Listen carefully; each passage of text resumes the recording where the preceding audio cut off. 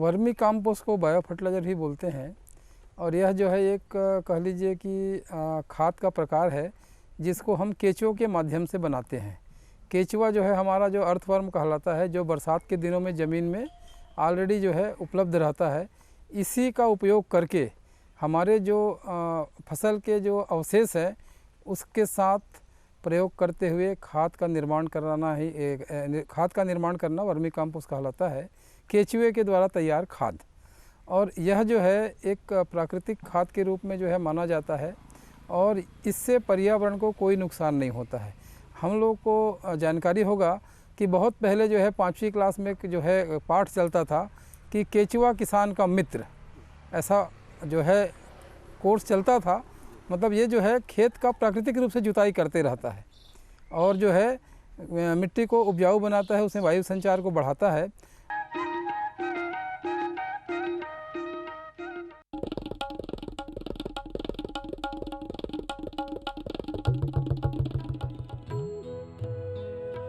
अम्मा जी, मैं चली स्कूल पढ़ने। स्कूल? पर शादी के वक्त तो तूने कहा था कि तू पढ़ी लिखी है। अरे अम्मा जी, फार्म स्कूल जा रही हूँ खेती की नई नई बातें सीखने। आप भी चलो ना। फार्म स्कूल, जहाँ खेतों में पैदावार बढ़ाने की हर बात किसानों को सिखाई जाती है, जैसे मिट्टी के हिसाब से सही खाद, बढ़िया बीज और जरूरत के मुताबिक कीटनाशक, ताकि कम लागत में अधिक मुनाफा।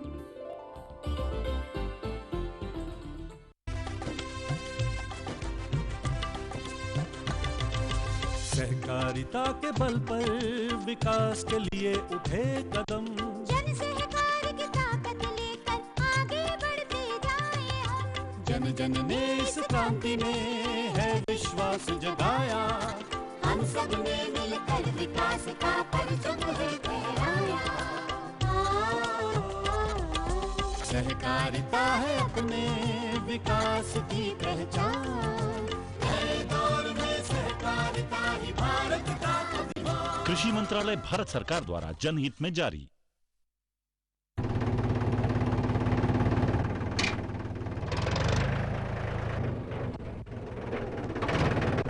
अरे हरकू वाह, बीज, कीटनाशक और आज खाद भी। अरे इतना खर्चा कहाँ से? अरे खर्च की चिंता किसे है, मेरे पास है ये किसान क्रेडिट कार्ड। कार्ड? अरे बैंकों द्वारा जारी इस कार्ड से किसान उसकी सीमा तक की रकम कभी भी बैंक से निकलवा सकता है और खेती बाड़ी की सामग्री कभी भी खरीद सकता है। तो हरकू भैया एक कार्ड मेरे लिए भी। किसान क्रेडिट कार्ड के लिए नजदीकी बैंक से संपर्क करें और पाएं ढेर सारे लाभ। गांव और शहर शहर में बात चली, राष्ट्रीय बागवानी मिशन की लहर चली। आसान हुआ अब फल फूल मसाले उगाना, नर्सरी लगाना और जैविक खेती अपनाना। अब हुआ तकनीकी प्रशिक्षण पाना आसान, विपणन के लिए भी है सहायता के प्रावधान। अधिक जानकारी के लिए जिला बागवानी अधिकारी या राज्य बागवानी निदेशक से संपर्क करें। राष्ट्रीय बागवानी मिशन, जीवन संवारे, खुशियां फैलाए।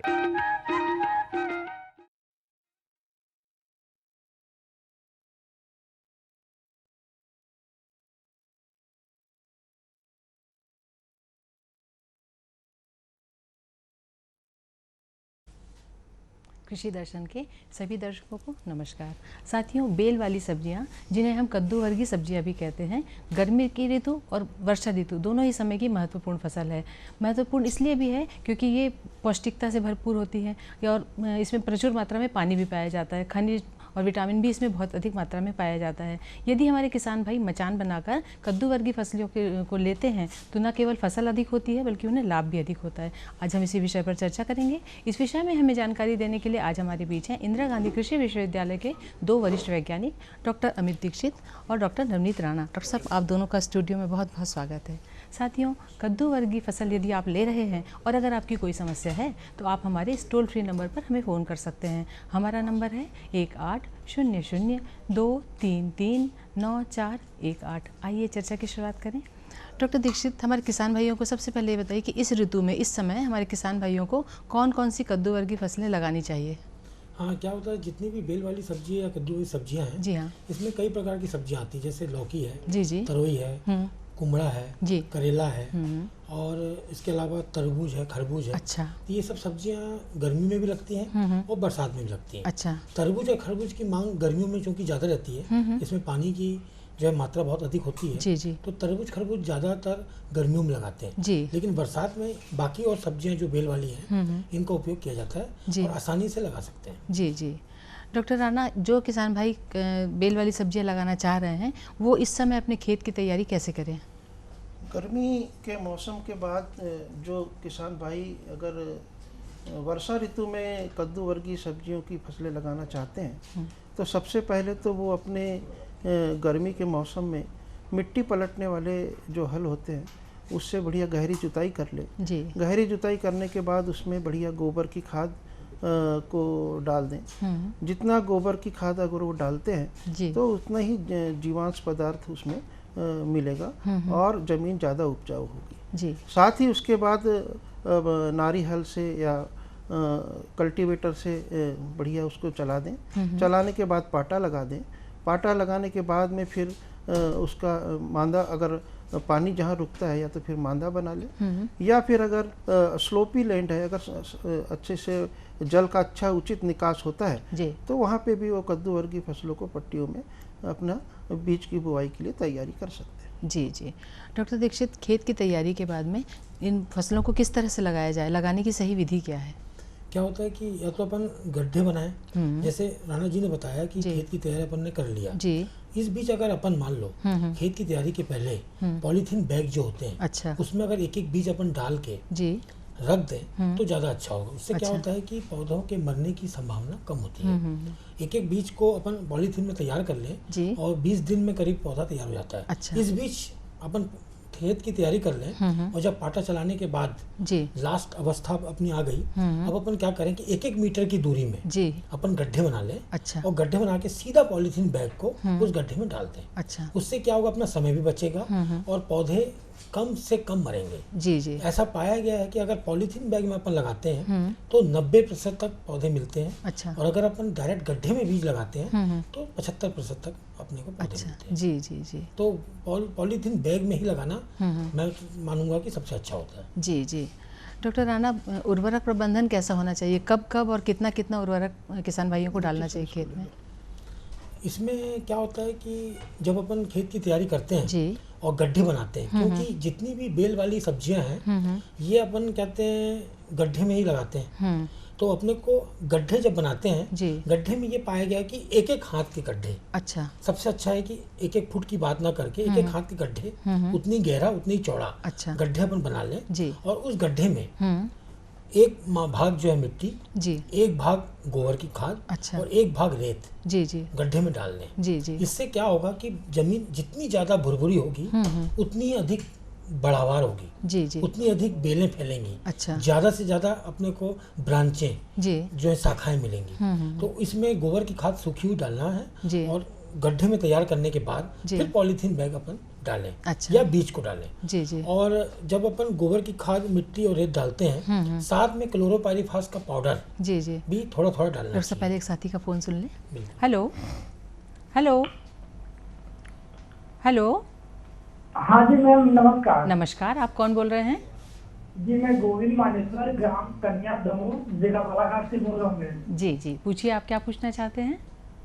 मेरे को जानकारी ये चाहिए कि अपने यहाँ बालाघाट जिले मध्य प्रदेश के लिए खरीफ की फसल में लौकी की अच्छी वाली वैरायटी चाहिए मैम, जो अपने यहाँ मतलब अच्छी पैदावार दे सके, की बड़ी जानकारी। जी जी। इन्हें लौकी की कौन सी वैरायटी लगाना चाहिए? एक कहते हैं वरद करके किस्म आती है जी जी, जो पर्टिकुलर खरीफ के ही अच्छी मानी गई है। अच्छा। और दूसरी पूसा, जो अपना जो एग्रीकल्चर का सबसे बड़ा इंस्टीट्यूट है न्यू दिल्ली से, जी जी, वहाँ से 2 वैरायटी निकली है, पूसा पर्पल लॉन्ग अच्छा और पूसा पर्पल राउंड। अच्छा। एक गोल वैरायटी होती है, एक लंबी होती है जी जी। ये 2 किस्में और एक वरद अच्छा जो हाइब्रिड में है। इन किस्मों को जो है लगाना चाहिए जी जी को, जो कि खरीफ के लिए ही है। जी जी जी।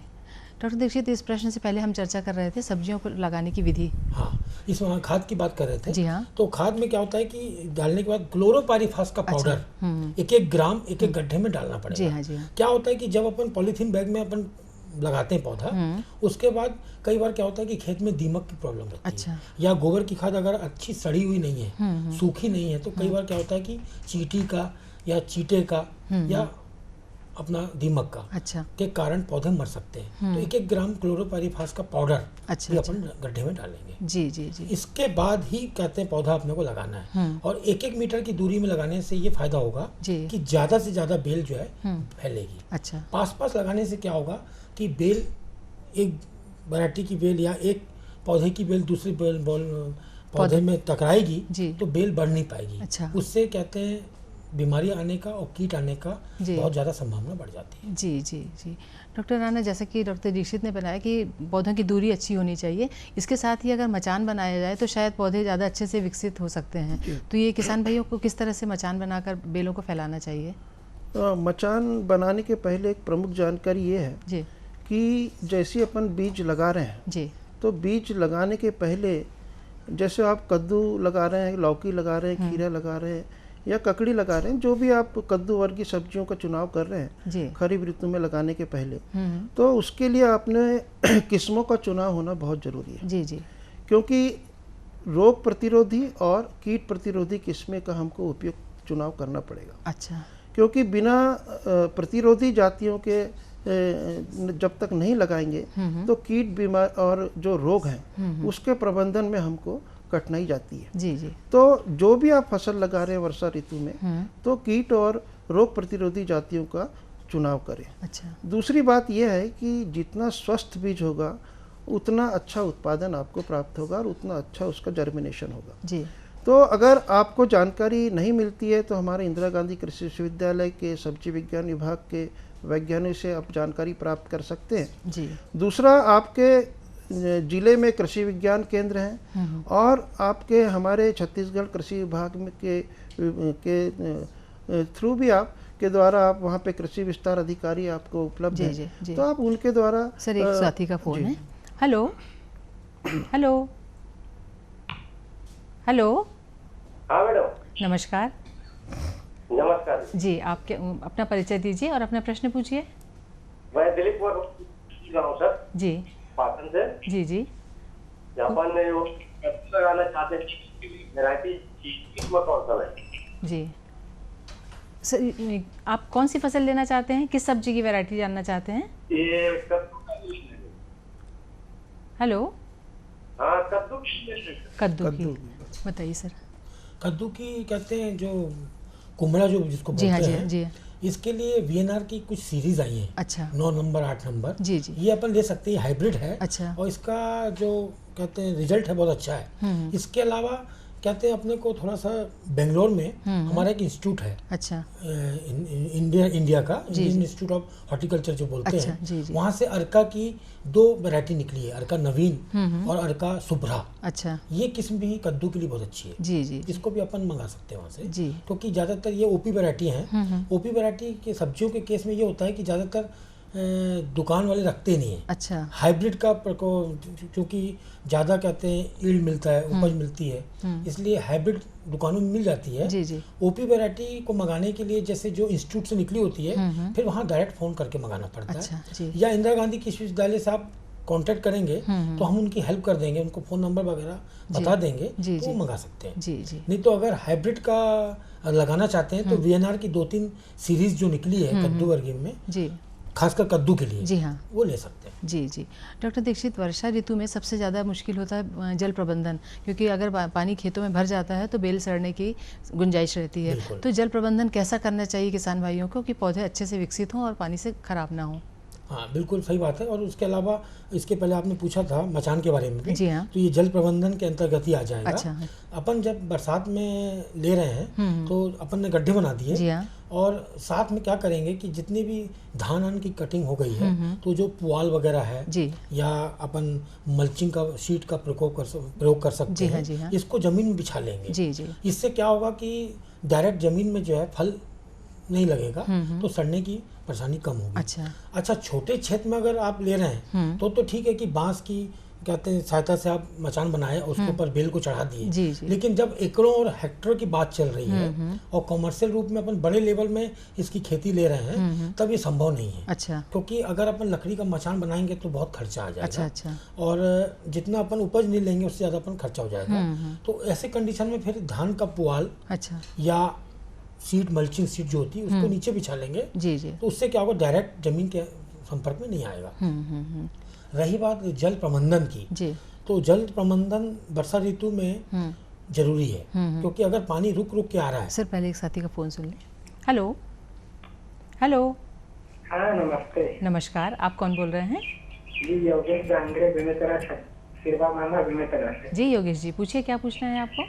जी जैसे अभी करेला लगाना चाहते हैं तो किस तरीके से लगाना बेहतर रहेगा? जी बताइए सर।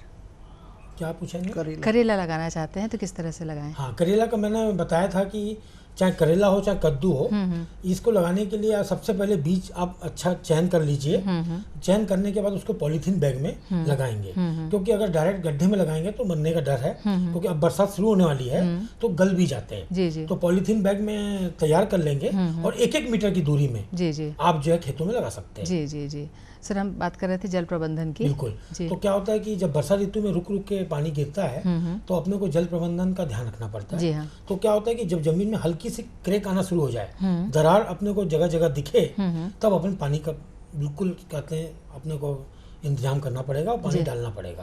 क्योंकि अगर पानी नहीं डालेंगे तो धीरे धीरे बेल जो है सूखना शुरू हो जाएगी। अच्छा अच्छा जी। और अगर पानी गिर रहा है, हर 8वें-10वें दिन बरसात अच्छी हो रही है तो अपन पानी की डालने की जरूरत नहीं है। इसके अलावा अगर पानी बहुत ज्यादा गिर गया तो किसी भी परिस्थिति में खेत में पानी नहीं भरना चाहिए। अच्छा। अपन 1-1 मीटर की दूरी में लगा रहे हैं, बहुत अच्छा दूरी है, तो बीच बीच में नाली बनाएंगे। उससे क्या होगा कि नाली की सहायता से खेत के बाहर पानी चला जाएगा। जिस खेत में आप धान ले रहे हैं वहाँ पानी चला जाए, ऐसा। और ध्यान रखेंगे कि जो बेल वाली सब्जियां हैं वो ऊपर क्षेत्र में लेंगे। जी जी। जो भर्री वाली जगह होती है वहां पे लेंगे। उससे क्या होगा कि पानी रुकेगा नहीं। जी जी। सीधा वो नीचे वाले खेत में चला जाएगा। जी जी। तो ये ध्यान रखें। जी जी। डॉक्टर राणा, इस समय कीट कौन कौन से प्रकोप कर सकते हैं हमारी हरी सब्जियों पर? वर्षा ऋतु में जो किसान भाई कद्दू वर्गीय सब्जियों की जो फसलें लगा रहे हैं, जिसमें प्रमुख रूप से छत्तीसगढ़ में जो आपका लौकी है, कद्दू है, खीरा है, ककड़ी है, करेला, इस प्रकार की हमारे छत्तीसगढ़ के किसान भाई वर्षा ऋतु में फसलें लगाते हैं। चूँकि शुरुआती अवस्था में जब देखा जाए तो लाल कद्दू का जो लाल कीड़ा होता है, जिसको रेड पंपकिन बीटल के नाम से जाना जाता है, वो प्रमुख रूप से शुरुआती अवस्था में नुकसान पहुंचाता है। जी।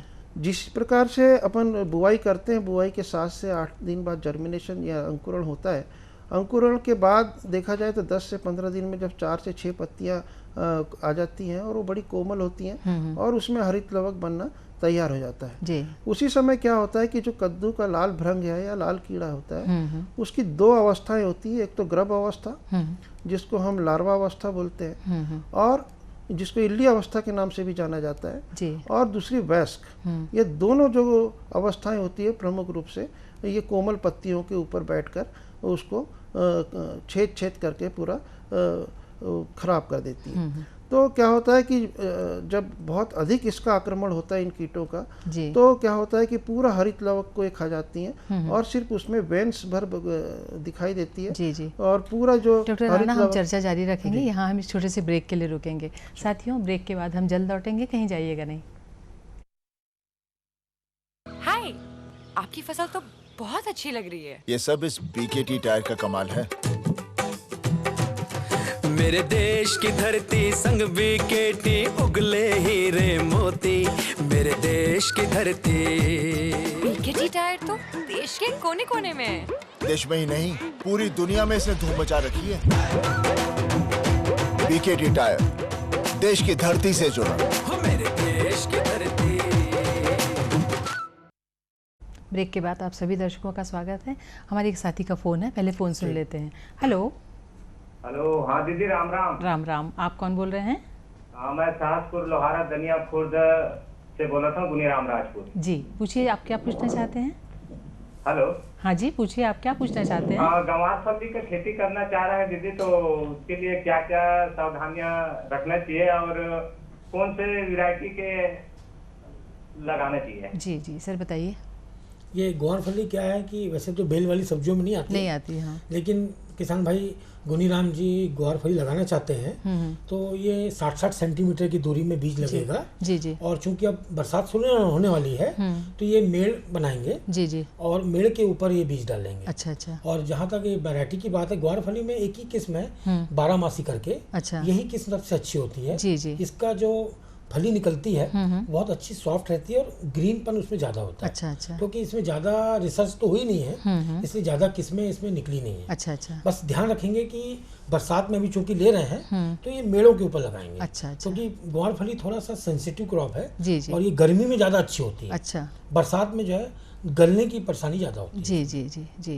डॉक्टर राणा, ब्रेक पर जाने से पहले हम चर्चा कर रहे थे कि इस समय कौन कौन से कीटों का प्रकोप हो सकता है। जी तो कद्दू वर्गीय सब्जियों में अपन कीट प्रबंधन के बारे में जानकारी ले रहे थे। जी। और मैंने कद्दू का जो लाल भ्रंग के बारे में आपको जानकारी दे रहा था। जी जी। तो उस समय जब मैं बताया कि जब हरित लवक जो पत्तियों की नई पत्तियां जब विकसित होती रहती हैं और जब पौधा वानस्पतिक ग्रोथ अपना लेते रहता है, क्योंकि उसमें बढ़वार कि बहुत ज़्यादा होती है, ऐसी अवस्था में अगर ये लाल भ्रंग कीट है जो इसकी दोनों अवस्थाएं का आक्रमण अगर कद्दू वर्गीय फसलों में हो जाता है तो क्या होता है कि जो हरित लवक है, जो पत्तियों की जो कोमल कोमल जो हरित लवक होता है उसको खाने से क्या होता है कि ये जो बढ़वार है वो रुक जाती है। जी। बढ़वार रुकने से क्या होता है कि जो वानस्पतिक वृद्धि उस समय होना चाहिए, जिस प्रकार से शाखाएं उसमें और दूसरी बेलों का प्रस्फुटन होना चाहिए, वो नहीं हो पाता है। तो जिसके कारण क्या होता है कि पौधे की जो वृद्धि है वो अवरुद्ध हो जाती है। और अवरुद्ध होने के कारण क्या होता है कि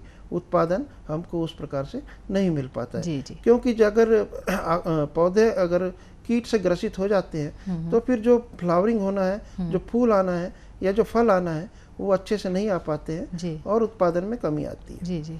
दूसरी बात, जो प्रमुख कीट के बारे में अपन जानकारी ले रहे हैं, तो दूसरा जो कीट जो प्रमुख कीट है वो है फल मक्खी कीट, जिसको हम फ्रूट फ्लाई के नाम से जानते हैं। ये डिप्टेरस पेस्ट होता है और इसकी जो मेगट अवस्था है जो वो प्रमुख रूप से हानिकारक अवस्था मानी जाती है। तो जब ये जनरली देखा जाए तो जो फली मक्खी कीट है ये जब फल आ जाते हैं और जैसी फ्लावरिंग होती है उस समय इसकी मादा कीट जो है वो फूल के आसपास या कलिकाओं में अपने अंडे कतार से देती है। जी जी। कतार से देने के बाद क्या होता है, अंडे जो है 7 से 8 दिन बाद फूट जाते हैं। फूटने के बाद इसमें एक मैगट निकलता है जो क्रीमिश कलर का होता है। और वो जो है वो कद्दू के जो छोटे छोटे फल होते हैं और जो बड़े फल भी होते हैं उसके ऊपरी सतह पर ये छेद बनाकर जो उसके मीजोकार्प जिसको बोलते हैं, जी जी, उसमें जाकर ये क्या करता है, जो मांसल पदार्थ होता है जो फल का, उसमें घुसकर ये उसको खाने लगता है। अच्छा। खाने से क्या होता है कि जो क्योंकि वो तो बड़ा कोमल और सॉफ्ट होता है उस समय, तो उसके कारण क्या होता है कि वहाँ पे सड़न की क्रिया शुरू हो जाती है। जी। अगर कच्चे फल हैं तो कच्चे फल में अगर ये कीट का प्रकोप हो रहा है और तो क्या होता है कि फल पूरे टेढ़े मेढ़े भी हो जाते हैं और विकृत आकार के हो जाते हैं, जो मनुष्य और जानवर दोनों के खाने लायक नहीं रह पाते। जी जी। परंतु जब फल जब बड़ा हो गया है और तुड़ाई के पहले अगर इस कीट का प्रकोप हो जाता है तो क्या होता है कि मीजोकार्प में, एपिकार्प से घुस के मीजोकार्प में ये इसका जो लार्वा है वो घुस जाता है और घुसने से क्या होता है कि मीजोकार्प को खा के यहाँ वहाँ पे सड़न की क्रिया चालू हो जाती है। और सड़न की क्रिया होने से क्या होता है कि फल पूर्ण रूप से अंदर से सड़ा हुआ सड़ जाता है, परंतु बाहर से ऐसा लगता है कि फल पूरा अच्छा है, परंतु जैसी फल को तोड़ो और काटो तो दिखता है कि पूरा फल सड़ चुका है। तो इस प्रकार से ये दोनों कीट जो कद्दू वर्गीय की जो सब्जियों के सबसे प्रमुख कीट माने जाते हैं और यही उत्पादन में कमी लाते हैं। वैसे ही तीसरा जो कीट है, जो वानस्पतिक वृद्धि होती रहती है उस समय जो कुबड़ा इल्ली जिसको बोलते हैं, ग्रीन सेमिलूपर के नाम से जाना जाता है, ये कीट भी बड़ा डेंजरस होता है, क्योंकि जब वानस्पतिक वृद्धि के समय किसी कीट का प्रकोप होता है तो उस समय क्या होता है कि बढ़वार अच्छे से नहीं हो पाती है और उस समय क्या होता है कि पूरी नई टहनियाँ, नई जो बेलें हैं वो निकलते, डेंड्राइल निकलते हैं और नई आपकी लताएं निकलती हैं। उस समय कोमल पत्तियां भी उसमें होती हैं और उस समय ये सेमी लूपर का अगर अटैक हो जाता है तो क्या होता है कि हमारी वानस्पतिक वृद्धि को वो पूर्ण रूप से रोक देता है, और रोकने के कारण क्या होता है कि उस समय पौधा अर्धविकसित ही रह जाता है। जी जी। तो उत्पादन में उससे भी कमी आती है। कभी कभी वातावरण के अगर प्रतिकूल देखा जाए, जब सब्जियों के कद्दू वर्गीय सब्जियों में प्रतिकूल वातावरण अगर आ गया है जी, तो ऐसी अवस्था में देखा जाए लीफ माइनर, जिसको पत्ती सुरंगक कीट के नाम से जानते हैं जी, वो कीट का प्रकोप बहुत तेजी से होता है। और आप देखेंगे पत्तियों के ऊपर अगर आप किसान भाई अच्छे से देखें तो आप देखेंगे सांप की जैसी आकृति आपको दिखाई देती है। अच्छा। ये भी एक डिप्टेरस पेस्ट है, और इसकी जो अगर आप मैगट अवस्था है या इल्ली अवस्था जिसको बोलते हैं वो हानिकारक होती है। तो ये क्या होता है कि जो ऊपरी त्वचा है उसके अंदर में घुस जाता है, और घुसने के बाद में जो हरित लवक है उसको खाते हुए ये आड़ी मोड़ी अपना ये सर्प की जैसी आकृति बनाता है। जी जी। जिसके कारण क्या होता है जो क्लोरोफिल है वहाँ का, जहाँ जहाँ से ये माइंस बनाते जाता है, टनल्स जो फॉर्म करता है उसमें क्या होता है पूरा क्लोरोफिल को ये खा जाता है। जी जी। तो इस प्रकार से ये सांप की आकृति टाइप की अपनी पत्तियों में दिखाई देती है। यही लीफ माइनर या पत्ती सुरंगक कीट का प्रकोप होता है। जी जी। अब आते हैं हम प्रबंधन की ओर जी, कि कीट इन कद्दू वर्गीय सब्जियों में जो प्रमुख कीट है उनका प्रबंधन कैसे किया जाए। जी। कभी कभी प्रबंधन के पहले मैं और एक चीज़ की जानकारी दे देता हूँ कि कभी कभी क्या होता है कि कद्दू वर्गीय सब्जियों में जो हमारे एफिड है उस कीट का प्रकोप भी बहुत तेजी से होता है। जी। अगर उनको अनुकूल वातावरण मिल गया तो ऐसी अवस्था में वो 1 से हजारों की संख्या में पनप जाते हैं। और जहाँ पे हमारी नई नई टहनियाँ विकसित हो रही है, नई नई लताएँ विकसित हो रही है, या जब फ्लावरिंग स्टेज जब आ रही है, फूल वाली अवस्था में इस कीट का प्रकोप बहुत तेजी से हो जाता है। जी जी। तो ये कीट क्या होता है, रस चूसक कीट है। और रस चूसक कीट होने के कारण क्या होता है कि कोमल लताओं में या पत्ती जो कोमल पत्तियां हैं उसमें ये रस चूसकर इसको चूस देता है। चूसने के कारण क्या होता है कि जो पौधे हैं वो पूरा पीले होने लगते हैं। पीले होने के कारण कभी कभी अति प्रकोप होने के कारण या अत्यधिक प्रकोप होने के कारण पौधे कभी कभी सूख भी जाते हैं। जी जी। तो इस प्रकार से ये रस चूसक कीट होते हैं। और इसके साथ ही इनका प्रबंधन कैसे किया जाए, तो इसकी जानकारी के लिए मैं ये कहना चाहूँगा छत्तीसगढ़ के किसान भाइयों को कि सबसे पहले हम समन्वित कीट प्रबंधन के बारे में जानकारी प्राप्त करें। समन्वित कीट प्रबंधन क्या है कि डॉक्टर साहब समय की कमी के कारण ये चर्चा हमें यहाँ रोकनी होगी। इस विषय पर हम आगे फिर चर्चा करेंगे। आप दोनों हमारे स्टूडियो में आए, हमारे किसान भाइयों को बहुत उपयोगी जानकारी दी। आप दोनों का बहुत बहुत धन्यवाद। साथियों, नया विषय नई जानकारी के साथ हम फिर मिलेंगे। तब तक के लिए आज्ञा दीजिए। नमस्कार।